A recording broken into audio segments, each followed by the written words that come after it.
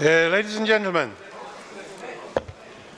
I'm happy to open this afternoon's first session. My name is Alan Baker, former legal counsel of Israel's Foreign Ministry, ambassador to Canada, and presently director of the Department for Diplomatic...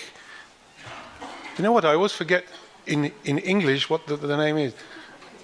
Contemporary Affairs. In Hebrew, it's Diplomatia Tziburit. So there's a bit of a difference translating. At the Jerusalem Center for Public Affairs.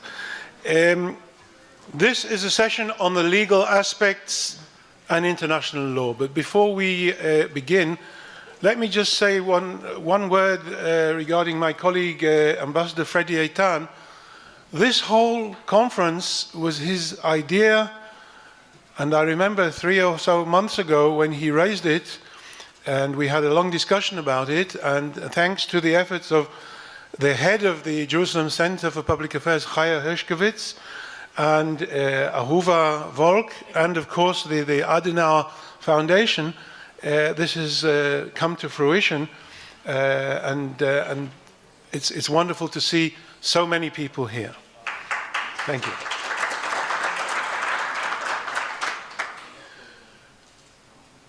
The issue of borders, in addition to its territorial connotation, is in principle a legal issue. Borders determine the end or the beginning of the sovereignty of this state and the beginning of the sovereignty of another state. Borders determine the extent of legal jurisdiction of one particular state as opposed to legal jurisdiction of another particular state. And so international law considers the issue of borders to be almost holy. And you can understand why. Because borders need to be stable. The international community has to be based on an element of stability and permanence, and borders that are changing all the time would lack that stability and permanence.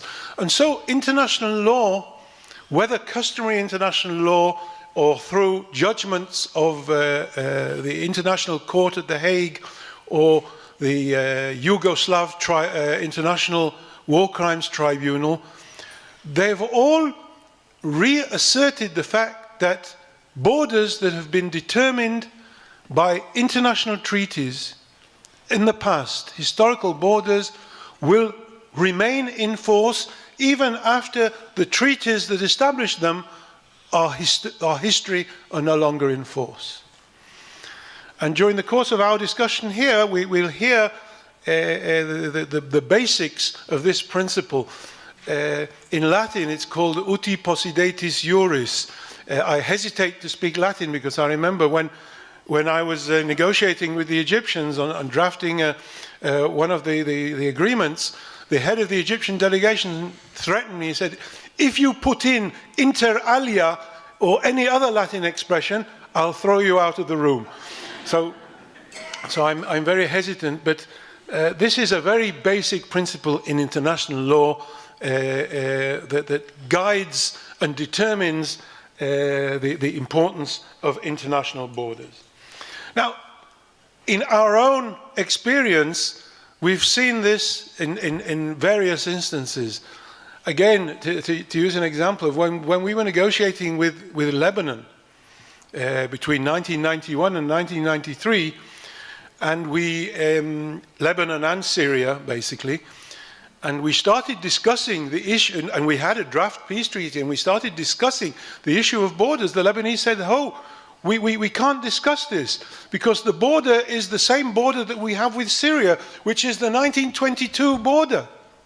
And therefore, we can't agree to anything without the Syrians agreeing, and we can't agree to an independent bilateral Israeli-Lebanese border until the bilateral Israeli-Syrian border is settled, and only then can we find our own way.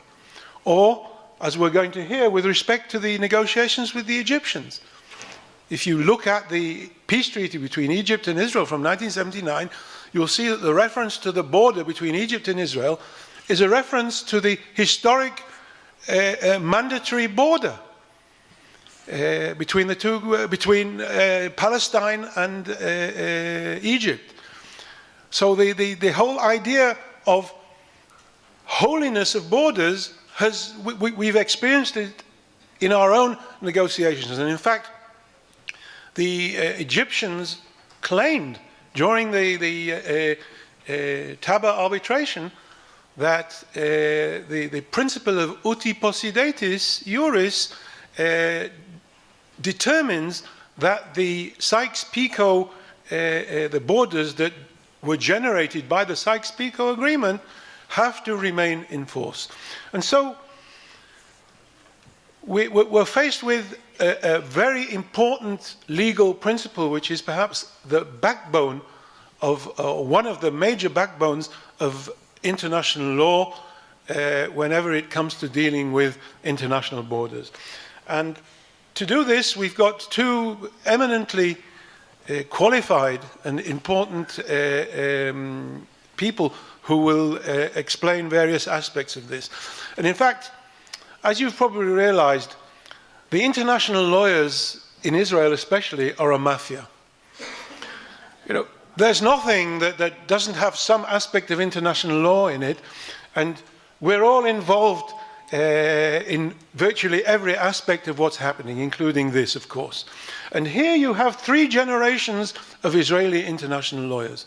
Professor Ruth Lapidoth, who was my teacher, and who I wasn't a very good pupil, but nevertheless she won't say so. Professor Lapidoth,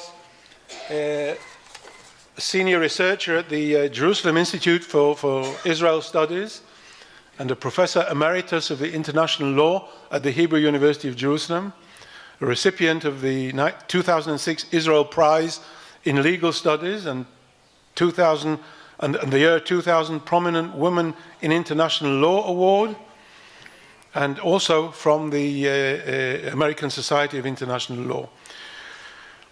In addition to my studying at the Hebrew University under her, she was also my boss when she was the legal advisor of the Ministry of Foreign Affairs, and I was one of the deputy legal advisors.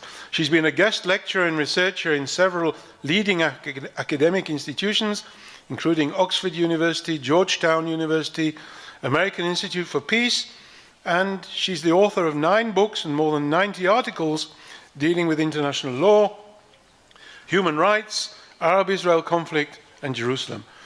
She serves as a member of the advisory board on the Israel Council of Foreign Relations, and of course is a fellow of the Jerusalem Center, which is hosting this event. And so she's the first, the elder generation.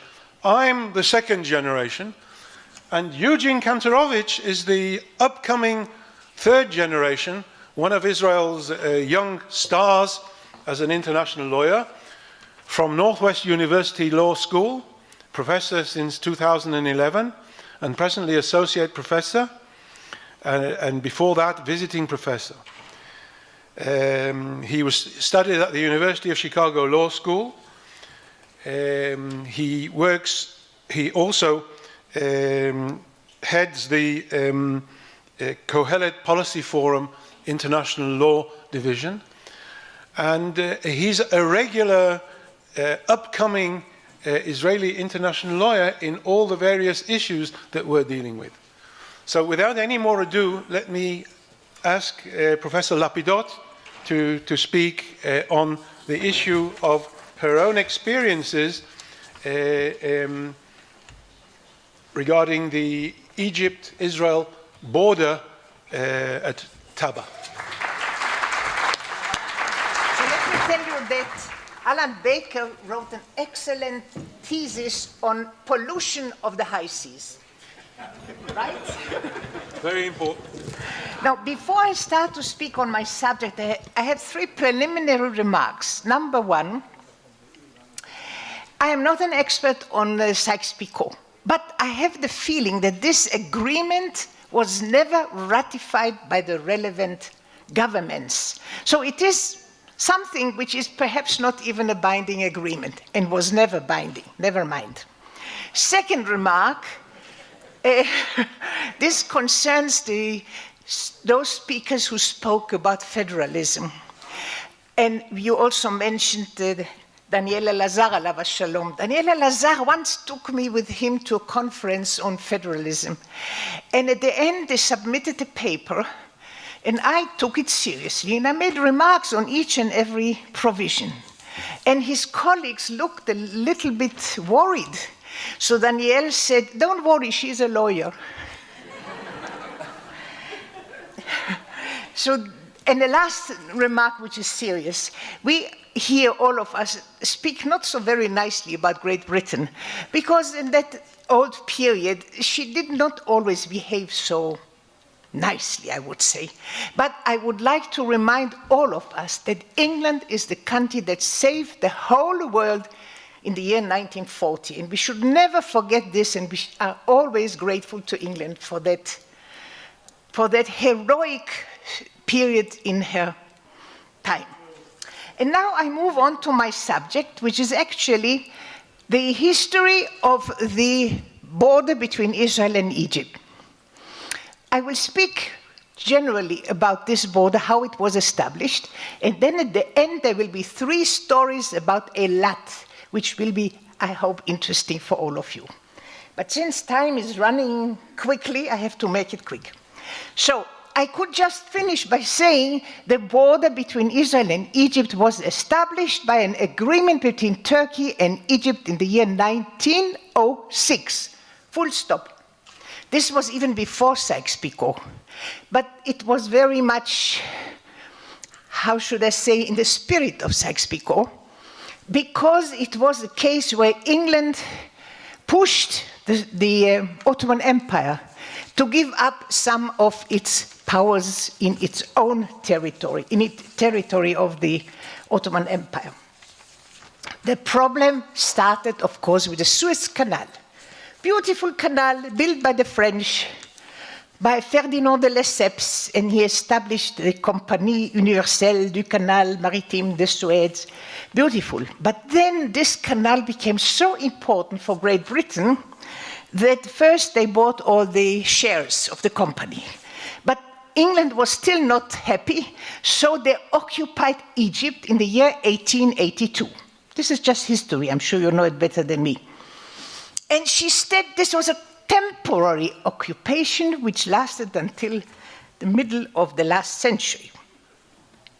But England was not yet happy. She was still afraid that something might happen to the Suez Canal.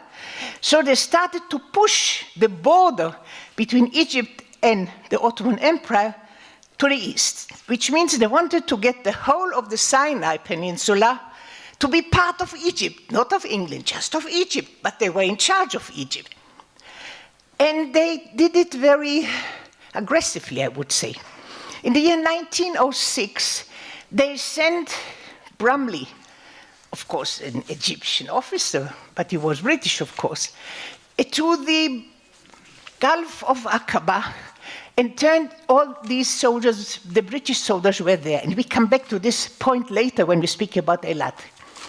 At the end, these British soldiers, had to leave the northern part of the Gulf of Aqaba, and England insisted that should be an agreement between Turkey and Egypt about the border. But the Turks said, why do we need a border here? Egypt is part of the Ottoman Empire. We are the sovereign in this area. But England insisted. So they made an agreement, and the agreement is written only in Turkish because it was an administrative agreement between Turkey and one of its areas, between Turkey and Egypt. The Turkey, as I said, was not happy with it. They didn't want to have an agreement. So the English simply sent a few warships into the Aegean Sea, not far from Constantinople, and then Turkey had to agree. The agreement was very much in favor of the British demands. And as you have seen, instead of dividing the Sinai Peninsula, the whole Sinai Peninsula was given to Egypt, which at that time was still part of the Ottoman Empire. And we'll come back to this point, as I said, in the stories about Eilat. So this was 1906, when the border was established by this agreement, which puts the border between Rafah on the Mediterranean Sea to Taba on the Gulf of Aqaba. Taba is about 8 kilometers south of Eilat. This agreement says two things. We come back to this later. On the one hand, they say that there is a map which is attached to the agreement. Nobody finds the text of this map. Secondly, it says that there should be established border poles, and there should be intervisibility between each two border columns. And this is the problem which was dealt with in the Taba arbitration. I will not speak about the Taba arbitration, because if I start, I cannot finish. If time allows, and if there are questions, I'll be happy to answer. Then came the First World War. All the columns of the border were destroyed. After the war, they were established again by Britain. And now the situation was different. Now Britain was on both sides of the border. They were on the Egyptian side because they were on this temporary occupation of Egypt, and they were on the northern side because they were now in charge of the Palestinian mandate. Egypt officially became independent after the First World War, and Egypt and England reconfirmed the border of 1906. This border was also practically accepted in the 1947 resolution of the General Assembly on the establishment of two states. This is the second point that I will discuss later. And it is also in the Armistice Agreement of 1949. And then in 1979, the peace agreement was signed. And this peace agreement with Egypt, as you may know, you remember, says that the border should be exactly as it was in the time of the British mandate. The two parties tried to establish where the border was. There was disagreement about a few spots. One of them was the Taba area. Taba was the most important, the most picturesque part of it. And now I come to the three stories about Eilat, which I thought you might like to hear. Not all of you know them. Three stories about Eilat. Why do we have Eilat? To whom do we have to say thank you? Number one, an Ottoman officer by the name of Rushdie. Later he became Rushdie Pasha. When the British sent their soldiers to the northern part of the Gulf of Aqaba, the area of Eilat, which at that time was called Rashrash. Rashrash was the name of Eilat before it became Eilat. And the British were there in order to take hold of the area. But Rushdie Pasha said, "Niet, you go out from this area." Which means we have to say thank you to Rushdie Pasha, because otherwise the border would have been just at Aqaba. Nothing for Israel. You see, we stand here in the footsteps of the Ottoman Empire. Second story, 1947. 1947, the General Assembly decided that the Palestinian, Western Palestine, in other words, should be divided between Israel and an Arab state. And then started negotiations on the borders of these two states, and it seems that many of the Western foreign officers were in favor of giving Eilat and the southern Negev to the Palestinians. our delegation was very, very much annoyed. There were several such places, but they thought that the most important one was Eilat. And since they could not convince the others that this has to be part of Israel, they contacted Weizmann. Please go to see President, מה שמו האמריקאי? סליחה? Truman. Weizmann goes to Truman. Can you imagine? And tells him, Truman, do something, we want to have this area. And then Truman sent orders to his delegation in Lake Success. This area should be part of Israel. This was the second story I wanted to tell you. So we have to say thank you to Rushdie Pasha and thank you to President Truman. Third problem, which is even less known.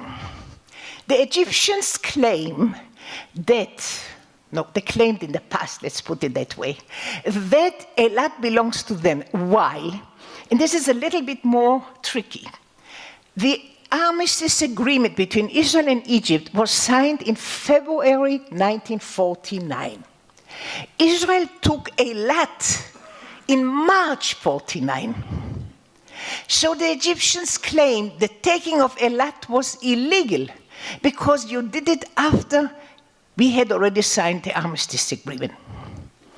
The answer to this argument is, yes, indeed, the Armistice agreement between Israel and Egypt is from February. We took Eilat in March. There was no fighting, by the way. But the agreement with Jordan was signed in April. And the area of Eilat is part of the eastern area of the Sinai. And in the agreement with Egypt, it says expressly that the eastern parts of the Negev will be discussed in another armistice agreement, which means in the one with Jordan. So that we have here the Egyptian claim, and this claim was still mentioned in 1967, 67 after the Six-Day War in the Security Council.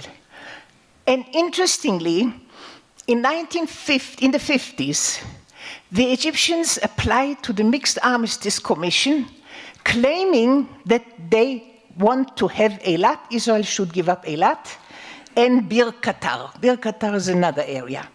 The Mixed Armistice Commission decided that Israel has to leave Bir Qatar because it is part of Egypt according to the Armistice Agreement, but that Eilat, formerly Rashrash, is part of Israel. So I hope, dear friends, that I have managed to tell you a few nice stories about Eilat, and next time when you go to Eilat, remember Rushdie Pasha.